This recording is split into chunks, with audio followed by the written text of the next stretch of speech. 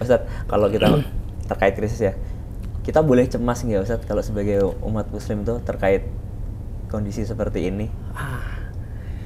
Ada dalam ayat dikatakan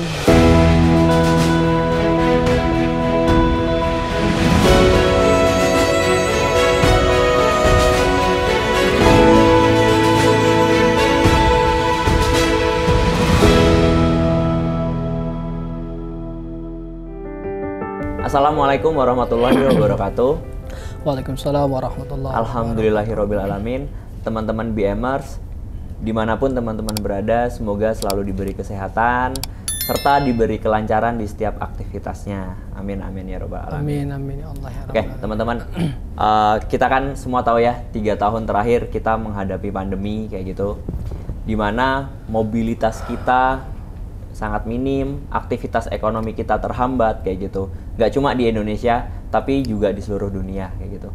Dan kita pun tahu di Eropa sekarang terjadi peperangan antara Rusia dan Ukraina yang berdampak ke global karena Rusia adalah pemasok minyak terbesar ketiga, terus Ukraina juga salah satu pemasok penting bahan gandum, di mana kedua bahan ini juga sangat penting bagi umat manusia di dunia ini. Makanya akan terdampak ekonomi yang sangat besar kayak gitu. Nah, pandemi, perang, politik yang bergejolak di banyak negara mengakibatkan ketidakpastian, di mana itu berdampak ke ekonomi sekarang. Nah, baru kita ingat kemarin Pak Jokowi pun sempat menghimbau kita bahwa untuk mempersiapkan diri di tahun 2023 akan menghadapi resesi. Nah, bersiapnya seperti apa sih kayak gitu. Nah, hari ini saya akan berdiskusi dengan Ustadz Ridwan. Terima kasih Ustadz waktunya. Sama-sama. Nah, jadi untuk mengurai apa yang harus kita lakuin sih, apalagi sebagai umat muslim untuk menghadapi kondisi krisis kayak gitu. Nah Ustadz, saya mau nanya nih Ustadz, kalau dulu di zaman Nabi itu ada nggak sih Ustadz cerita-cerita tentang krisis ekonomi seperti itu? Ya, baik. Bismillahirrahmanirrahim. Alhamdulillah, wassalatu wassalamu ala rasulillah sayyidina Muhammad ibn Abdillah wa alihi wa sahbihi wa malama ba'du. Berkenaan dengan krisis ekonomi, sebenarnya setiap zaman itu kan berulang. Iya. Setiap masa, setiap waktu itu adalah pengulangan daripada sejarah-sejarah sebelum kita. Pemicunya aja mungkin yang berbeda. Pemicunya, kemudian tokoh dan tempatnya yang barangkali bisa berbeda-beda gitu. Kemudian bagaimana, apakah di zaman Rasulullah atau di zaman para sahabat juga pernah terjadi krisis ekonomi? Tentu mereka juga pernah mengalami hal yang sama seperti kita. Pernah juga ada kesulitan dalam bidang ekonomi. Bahkan ketika Rasulullah berdakwah saja, sempat Rasulullah itu diboikot. Nah, diboikot di mana orang-orang kafir Quraisy ketika itu dilarang mereka mengadakan perdagangan jual beli kepada Nabi dan para sahabat-sahabatnya. Nah, hal ini sehingga menyulitkan keadaan Rasulullah dan sahabat-sahabatnya seketika itu. Begitupun juga terjadi di zaman Umar ibn Khattab, di mana terjadi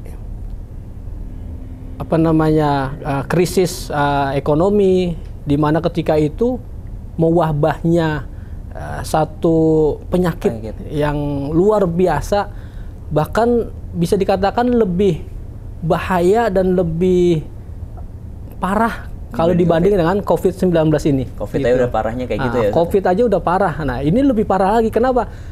Ketika pagi orang ini kena satu wabah ini, sore itu udah langsung meninggal dunia.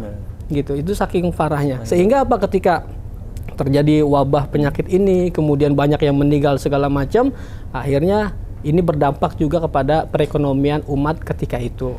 Nah, jadi mereka pun juga mengalami sama seperti kita alami saat ini. Oke, makasih Ustadz. Nah, saya tuh sempat baca nih Ustadz, dulu di zaman salah satu nabi itu Nabi Yusuf. Nabi Yusuf, benar. Di mana Nabi Yusuf ini mempunyai kebijakan dalam menghadapi krisis. Belum krisis sih, kayak sebelum krisis udah dianjurkan untuk menahan diri. Benar. Terus pas krisis disuruh menghemat, kayak gitu. Nah, kalau untuk konteksnya konsepnya seperti itu bisa diaplikasikan, Ustaz? Ya, baik. Bedanya kita dengan zaman Nabi Yusuf. Nah, Nabi Yusuf beliau mendapatkan wahyu langsung dari Allah Subhanahu wa taala. Jadi kabar berita tentang krisis ekonomi saat itu udah dapat bocoran duluan dari Allah Subhanahu wa taala. Kisi-kisinya sudah ada gitu ya. Oleh karenanya Allah perintahkan kepada Nabi Yusuf alaihissalam untuk menanam selama 7 tahun ini, kemudian nanti hasilnya dikumpulkan jadi satu sebagai persediaan ketika mengalami 7 tahun berikutnya masa paceklik itu, gitu. Nah, kalau sekarang kita bagaimana? Ketika barangkali para ekonom kita, para ahli-ahli di bidang khususnya di bidang perekonomian, mereka sudah membuat satu gambaran atau prediksi bahwa tahun berikutnya atau beberapa tahun beberapa masa ke depan akan terjadi satu krisis atau resensi ekonomi. Nah, ini kita juga perlu menjadikan itu sebagai persiapan kita, gitu. Ya, syukur-syukur kalau tidak terjadi. Tapi kalaupun terjadi kan paling nggak kita udah ada persiapan. Ya, ini perlu kita jadikan satu bahan bekal kita untuk mengadakan hal-hal yang barangkali kita nggak pernah duga-duga sebelumnya, gitu. Jadi bisa kalau kita jadikan itu sebagai pelajaran daripada kisahnya Nabi Yusuf alaihissalatu wassalam. Ya, gini Ustadz, kalau bisa ini ya, terkait tadi kita kan udah ekonom semua, kayak kalau Nabi kan dapatnya wahyu. Nah, kita kan udah dapat himbauan kayak gitu. Nah, kalau dalam konteks itu berarti kan otomatis kita juga udah harus disuruh bersiap kayak gitu. Bersiap. Salah satunya dalam persiapan tuh kan kalau menurut saya tuh kan, ya karena ini konteksnya ekonomi ya kita kalau zaman Nabi kan tadi dia disuruh ayo produksi sebanyak-banyaknya kayak gitu. Benar. Nah, kalau menurut Ustadz kira-kira untuk sekarang kita harus ngapain nih Ustadz untuk menghadapi krisis seperti itu? Ya, baik. Yang pertama yang bisa kita upayakan ya untuk menghadapi kemungkinan besar terjadinya resensi ekonomi atau krisis gitu. Yang pertama adalah kesiapan mental. Nah, itu yang paling penting gitu ya. Kesiapan mental artinya apa dari kesiapan ini? Artinya kita menyiapkan benar-benar iman kita, menyiapkan mental kita bahwa apa yang terjadi itu sebenarnya adalah sudah ketetapan daripada Allah Subhanahu wa taala gitu. Karena ternyata ketika mental itu siap, ini akan menjadikan modal paling utama daripada segala apapun. Ketika mental siap, iman kita ini mantap, maka ini akan menciptakan, akan menumbuhkan ketenangan di dalam diri kita sendiri. Tentu kita tahu bahwa ketenangan, kenyamanan dalam hidup ini nggak selalu ditandai dengan harta yang berlimpah, gitu ya, atau jabatan yang tinggi, enggak. Tapi yang paling penting itulah adalah ketenangan dalam hati kita. Nah, bagaimana ketenangan hati itu bisa kita capai? Ya, tadi dengan kesiapan mental, dengan meyakini dan berbaik sangka terus kepada Allah bahwa apa yang terjadi ini telah ditentukan oleh Allah Subhanahu wa taala. Nah, jadi kita karena udah ditentukan oleh Allah, kita nggak bisa menghindar, kita hadapi dengan segala penuh kesabaran kita, ketabahan, dan senantiasa berbaik sangka kepada Allah. Nah, kemudian yang kedua yang bisa juga kita upayakan adalah membenahi diri kita dengan cara kita lebih mendekatkan diri kepada Allah.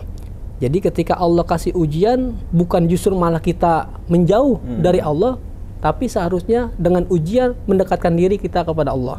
Karena lewat ujianlah di mana saat Allah itu ingin meninggikan derajat seorang hamba, tapi juga sebaliknya, justru dengan ujian juga dapat menjadikan hamba itu semakin rendah derajatnya di sisi Allah, begitu. Nah, jadi momen inilah yang kita manfaatkan untuk lebih mendekatkan diri kepada Allah. Apalagi ada dalam satu ungkapan daripada sahabat Sayyidina Ali radhiyallahu anhu, beliau berkata, "Ma nazala balaun illa bizanbin." Satu bala ujian itu tidak akan turun kecuali karena ada dosa yang kita perbuat. Nah, Nah, wa marufi'a illa bitaubatin, dan ujian itu nggak akan Allah angkat kecuali dengan kita bertaubat kepada Allah Subhanahu wa taala.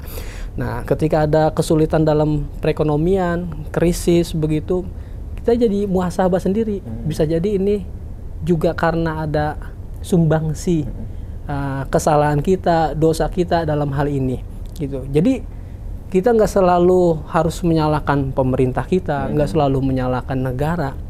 Introspeksi dalam diri kita, bisa jadi itu ada terjadinya kesulitan itu, krisis itu bisa jadi karena ada dosa yang kita perbuat. Kalau semua manusia itu bermuhasabah, introspeksi, ya, insya Allah mereka semua taubat kepada Allah, insya Allah juga ujian itu akan Allah angkat. Ya, jadi pribadi lebih baik. Menjadi pribadi lebih lulus ya, ujiannya. Ustadz, kalau kita terkait krisis ya, kita boleh cemas nggak Ustadz kalau sebagai umat muslim tuh terkait kondisi seperti ini? Ada dalam ayat dikatakan wala takhaf wala tahzan innallaha ma'ana. Jangan kau takut, jangan kau khawatir, jangan kau bersedih, karena sesungguhnya Allah bersama kita. Nah, jadi kesiapan mental tadi dengan keimanan kita, maka selayaknya seorang muslim itu nggak patut untuk mereka itu panik. Nggak patut untuk mereka itu galau, nggak patut gitu. Karena sejatinya semua ini udah ditetapkan oleh Allah, makanya iman itu dibagi menjadi dua, antara syukur dengan sabar. Ini dua yang nggak bisa dipisahkan gitu. Kapan kita syukur? Ketika kita dalam kondisi nyaman, dalam kondisi makmur, dapat rezeki, itu kita bersyukur. Tapi kan nggak selamanya roda kehidupan itu selalu berputar. Nggak selamanya kita ada di atas. Ketika kita ada di bawah, dalam hal ini ada kesulitan dalam ekonomi, krisis segala macam. Nah, ini yang dituntut kita untuk lebih bersabar. Begitu. Iya, paham nih Ustadz. Kalau terkait cemas, kita tidak perlu cemas kayak gitu. Nah, tapi masalahnya nih Ustadz. Iya. Baru-baru ini lagi rame nih di sosial media nih Ustadz, ada beberapa orang yang mereka itu menyebarkan, kalau saya sih menangkapnya kadang beda-beda ya, ada yang nangkep ini menghimbau, tapi ada juga yang ini menyebarkan ketakutan kayak gitu. Nah, kalau konteksnya seperti ini Ustadz, kan kalau tadi kan apa yang harus kita siapkan gitu. Nah, ini kita udah siap-siap biar nggak cemas, tapi kok ada orang yang menyebarkan ketakutan. Nah, kalau kayak gitu, itu seperti apa Ustadz? Apalagi sebenarnya di balik itu ingin mengambil keuntungan atau apa seperti itu. Iya. Ya, ketika kita dapat satu informasi, ya, terlebih lagi informasi ini kita dapat dari orang yang nggak jelas. Iya. Ya, dalam tanda kutip tadi itu orang-orang yang ingin memanfaatkan, mencari keuntungan dari satu kondisi. Nah, maka apa yang kita kerjakan atau apa yang kita lakukan? Rasulullah mengajarkan kepada kita untuk senantiasa bertabayun, mencari kebenaran akan hal itu, gitu. Jadi saat kita mendapatkan informasi tadi ada hal-hal yang menakutkan, kita jangan langsung panik, jangan langsung kita takut, akan tapi kita cari kebenarannya sampai mana. Dengan cara apa? Ya baca media, atau mendengarkan pendapat-pendapat para ahli, para ahli dalam bidang perekonomian ini khususnya, seperti itu. Dan kemudian ketika ternyata memang benar adanya, gitu, maka kita bisa mengupayakan hal-hal yang lain, seperti kita lebih menghemat, gitu kan? Karena juga menghemat ini adalah satu ajaran yang mulia di dalam agama Islam, gitu. Karena sebenarnya kalau kita mau telusuri lebih dalam lagi, sebenarnya Allah udah berikan kita rezeki yang cukup. Cuma kadang yang bikin kurang itu adalah gaya hidup kita. Nah, jadi harus hemat. Harus hemat. Kalau ada uang lebih ditabung. Tabungnya di bank ya Ustadz ya, biar tentunya hilang. Di bank syariah. Iya. Gitu. Ya, jadi gaya hidup kita yang berlebihan atau gengsi kita, nah ini yang kita tekan, kita turunkan, dan kita lebih memprioritaskan hidup dengan yang lebih hemat lagi.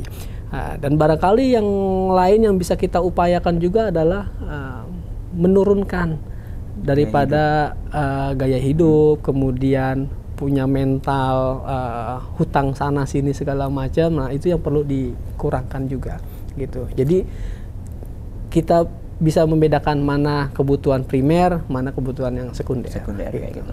Nah, Ustadz, saya mau nanya, ada anjuran nggak sih Ustadz kalau anjuran dari Rasul gitu, kalau kan kita kemarin sempat ada tuh pejabat yang menghimbau, ayo dong tanam cabai di rumahnya masing-masing kayak gitu. Ada sih Ustadz, kalau kita tuh dianjurin sebagai sama Nabi tuh kita kayak kembali ke alam, kayak ibaratnya kita punya sawah, kita punya kebun atau peternakan, disuruh memanfaatkan itu kayak gitu, ada untuk lebih lebih independen lah, nggak mengandalkan orang lain untuk mendapatkan makanan atau seperti apa kayak gitu. Iya. Baik, hal itu tentu juga ada di dalam agama Islam kita, gini ya, dimana kita ini harus bisa mengupayakan atau mengoptimalkan segala sumber daya. Apalagi sumber daya yang ada saat ini, barangkali dari lahan perkebunan kita, dari sawah kita, ini kan sejatinya ini adalah amanat dari Allah gitu, yang dimana kita ini harus mengelolanya. Saat kita biarkan begitu saja, maka ini yang tergolong dalam firman-Nya Allah, wala tubazir tabziro. Jangan kalian itu berbuat boros gitu. Ketika ada satu lahan kita nggak manfaatkan, kan berarti kita juga menyia-nyiakan gitu. Innal mubazirina kanu ikhwana syayatin. Sedangkan orang-orang yang berbuat boros itu juga termasuk adalah saudara-saudaranya syaitan. Artinya kita ketika diamanahkan satu lahan, ya kita upayakan sebisa kita, semampu kita untuk lebih produktif gitu. Apa yang bisa kita tanam, ya itu yang kita tanam gitu, agar jangan sampai nikmat yang Allah kasih ini sia-sia begitu saja, karena semuanya nanti akan diminta pertanggungjawaban gitu. Biasanya sekarang kalau punya lahan dijual biasanya ke kondisi krisis gitu. Kondisi krisis, iya. Ya artinya kalaupun dijual kan nanti uangnya juga bisa diproduktifkan buat bidang-bidang yang lain. Jadi kalau misalnya dalam kondisi krisis ekonomi ini, sebenarnya kita lebih dituntut untuk lebih jeli ya, mencari-cari mana peluang-peluang baru begitu.